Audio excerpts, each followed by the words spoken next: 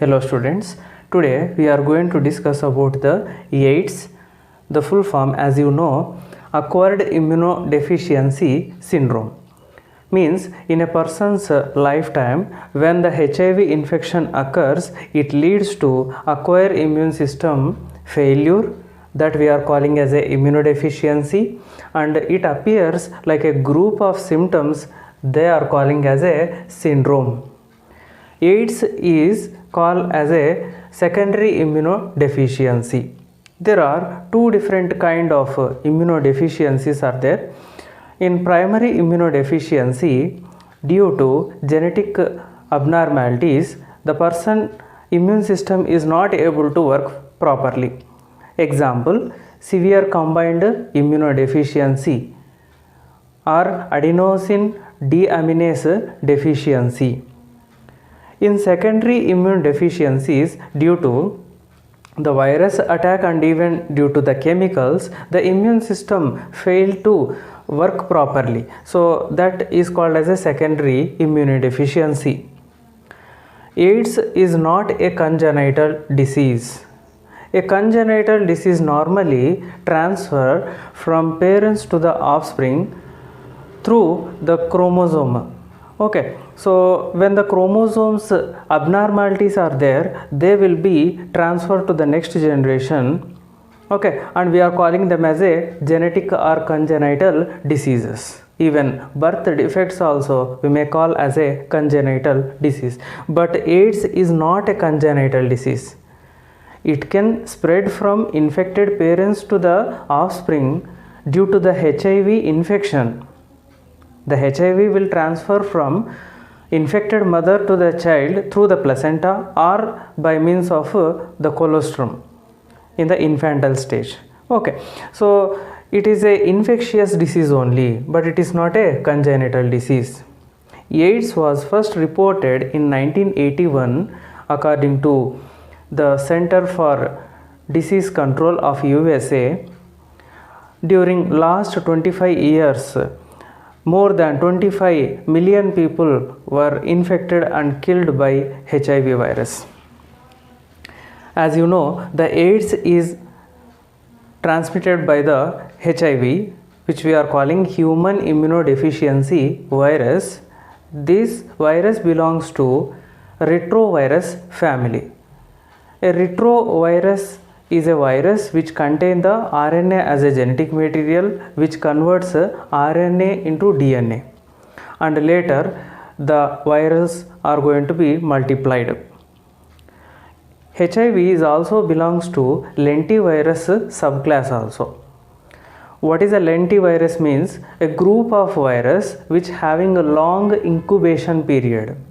Okay, so these HIV and even some viruses having long incubation time, means starting from their infection up to the appearance of this AIDS, they are not detectable or even not diagnosed the virus inside the patient actually. So that is called as a incubation period.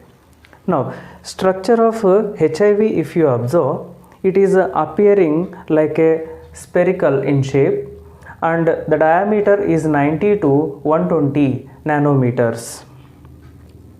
And if you observe, the virus is containing a nucleocapsid. This we are calling as a nucleocapsid. Normally viruses contain nucleic acids along with the protein that we are calling nucleocapsid. Now if you observe, there are two RNAs are present. What is an RNA means? Ribonucleic acid. Okay, so there are two identical single-stranded RNAs are present along with some enzymes called integrase and reverse transcriptase, even protease also. Okay, so this nucleocapsid is encased in the lipid layer. As you observe, the lipid layer is surrounding this nucleocapsid. Okay, and there is a group of protein layers also existing. Okay, let us observe the structure again. The lipid layer normally is going to be derived from host cell membrane. Okay, it is containing number of spike like structures on their surface. Each spike like structure is containing a knob and even a spike also. So these knobs we are calling as a glycoproteins, which are receptors on the surface of HIV. Okay, so we are calling two type of glycoproteins are there, glycoprotein 120 and glycoprotein 41. Glycoprotein 120 is helpful for the identification of CD4 receptors of the human cells.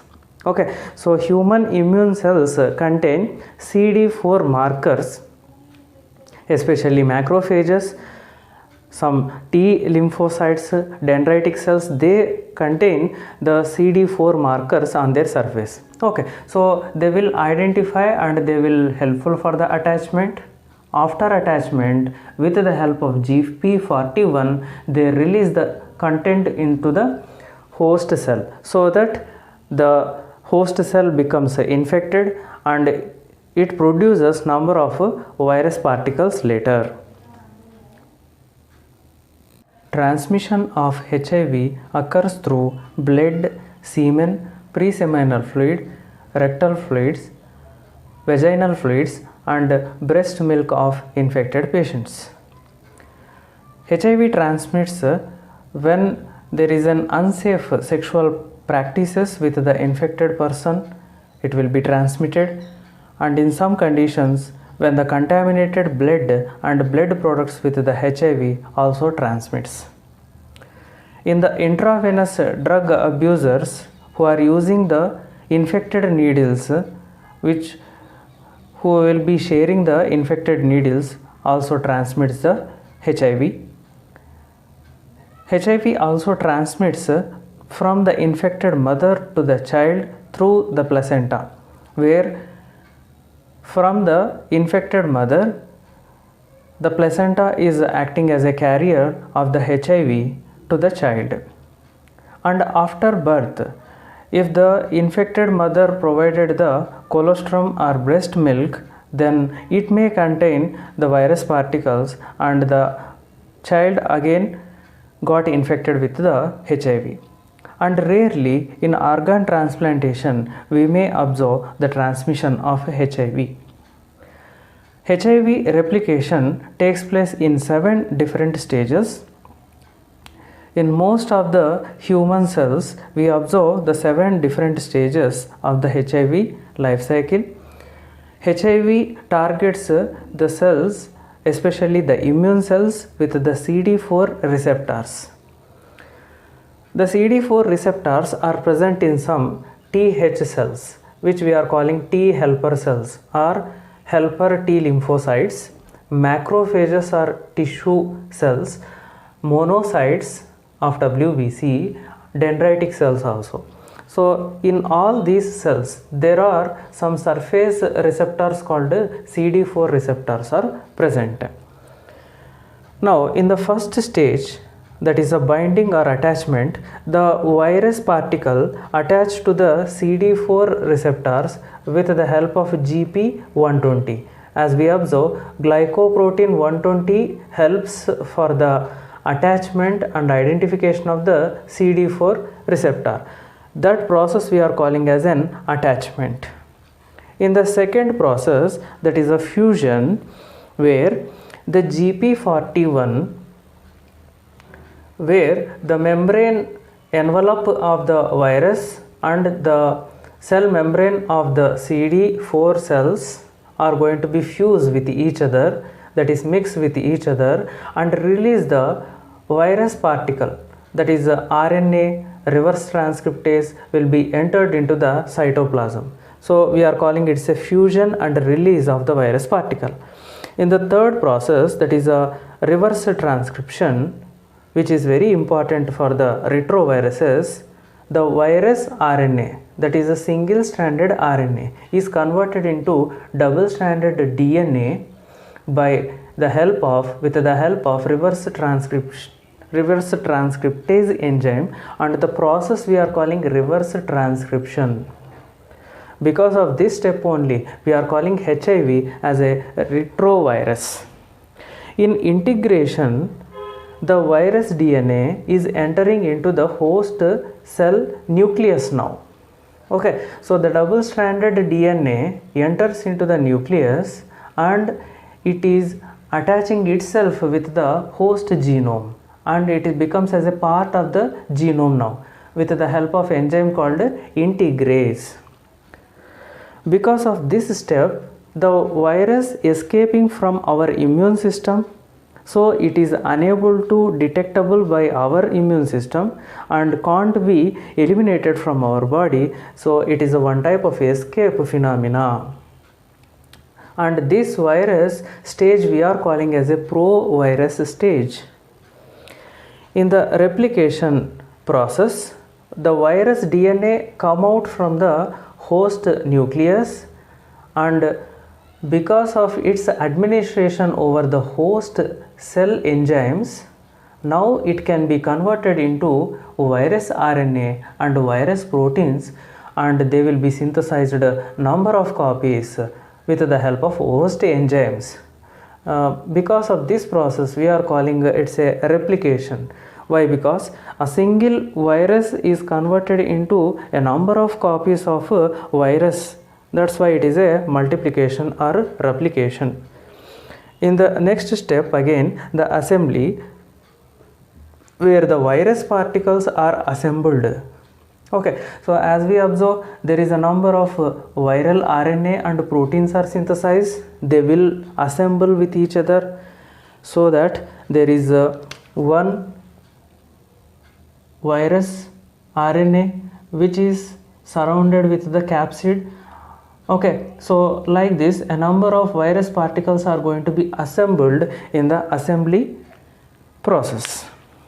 In the last stage, that is a budding, the host cell is now with a number of virus particles, but they are unable to infect the next stage again. Why? Because they are still in the immature stage only. They are non-functional originally, but they become as a original or functional mature cells with the help of protease of the virus. Okay, so inside there is a enzyme called protease. That protease will break the virus particle. Okay, so that there is a two type of RNAs will be formed inside, and they will be bud off. That nothing but, if it is a cell, they will be bud off the virus particle to the outside. Okay, or surrounding media. So that process we are calling as a budding. While they are budding from the cell, they will become into mature virus with the help of enzyme called protease. Okay, so this is the replication phenomena happening inside the CD4 cells. So if you observe, the macrophages are acting as a HIV factory. Why? Because a single virus, if it is entered into the macrophage, it produces a numerous virus particles to the outside environment. Okay, and they become as a macrophages. Some of these macrophages may be died because of the infection, and some persist their life. Okay, but if you consider, the TH cells are going to be damaged more.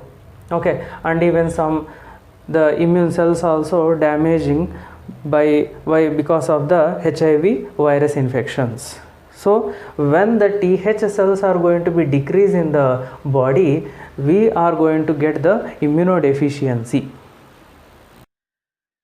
We can observe easily the HIV virus replication with the help of this diagram, as they have shown here the retrovirus, imagining here the HIV virus, and the number of stages we can observe easily.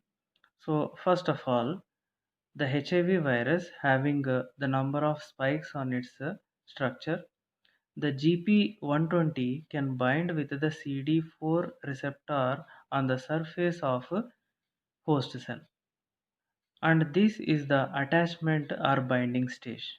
In the second stage, the GP41, which is activated, and there is an envelope, and the HIV virus envelope along with the host cell membrane, both are going to be fused and releasing the HIV virus contents into the cytoplasm.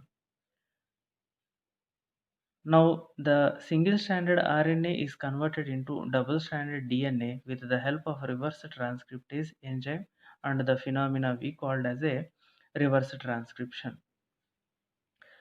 After reverse transcription, the double-stranded DNA enters into the nucleus of the host cell and it integrates as a part of a host genome with the help of integrase enzyme, which is again from the virus only.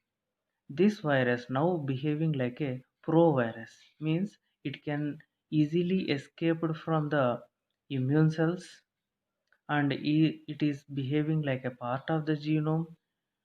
Later, it becomes a governed body of this complete host cell.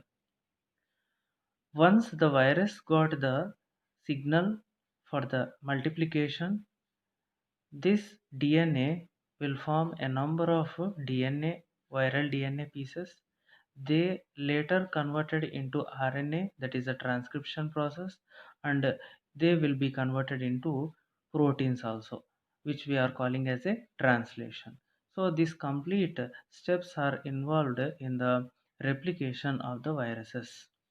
So these processes are taking place with the help of host enzymes. It is not by the virus enzymes, it is by the host enzymes. Now, in the next step, there is an assembly. The proteins of the viruses and even the RNA of the viruses are going to be associating to form a new virion particles. These virion particles are the immature or non-functional particles, and later they may be converted into mature virus particles.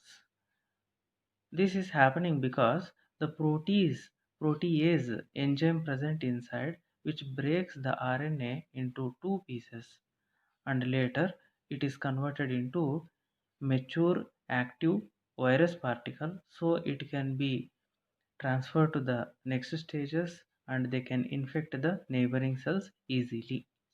So in the seventh step, there is a budding or releasing of the HIV virus into the surrounding environment and the activation of the HIV also takes place.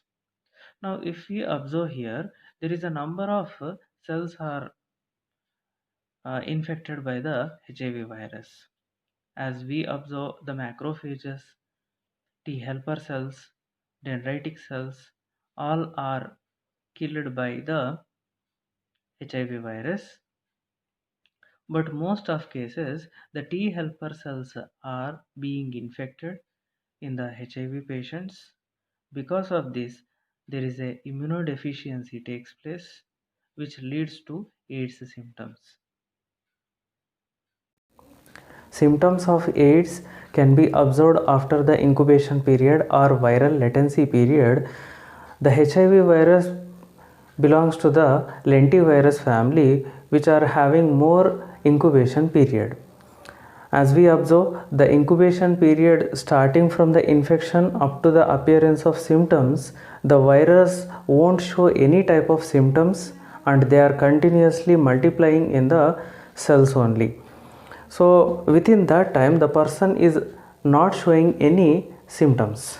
So there is a time lag between the infection and appearance of the AIDS symptoms originally, and it may be vary from one person to another person, and even it may be varying from few months to years also.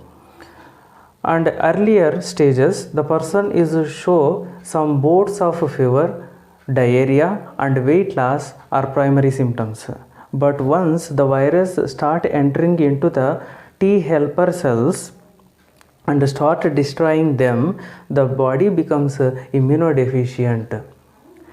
In this condition, the person is usually showing all type of infections like any kind of bacteria, viruses and fungi, parasitic can easily enter and start infecting that body.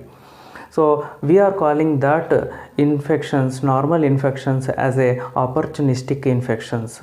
A normal healthy person can easily overcome these opportunistic infections, but the AIDS patient is not showing the cure of the opportunistic infections.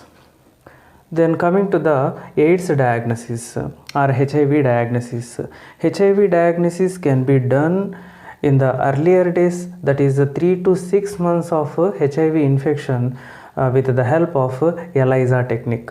ELISA is full form is enzyme linked immunosorbent assay, where a particular antigen of the virus can be easily observed with the help of ELISA.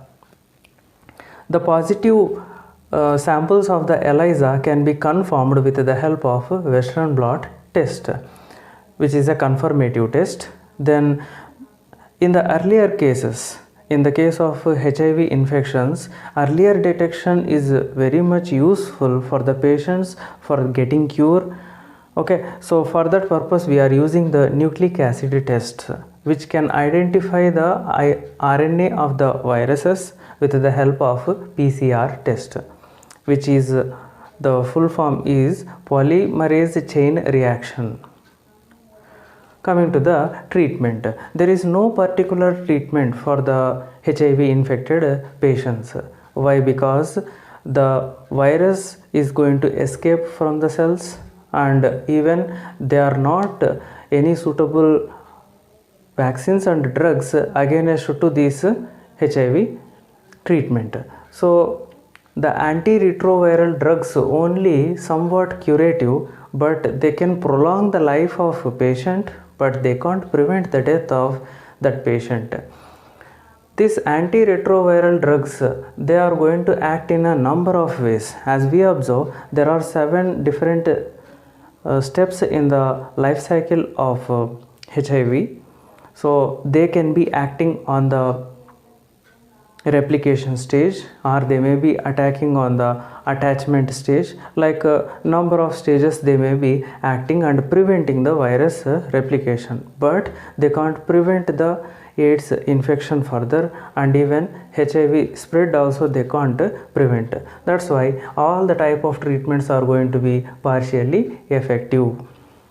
Coming to the preventive measures, there are number of preventive methods taken by a number of organizations. Like in India, the National AIDS Control Organization and non-governmental organizations are taking steps to educate the people about the AIDS.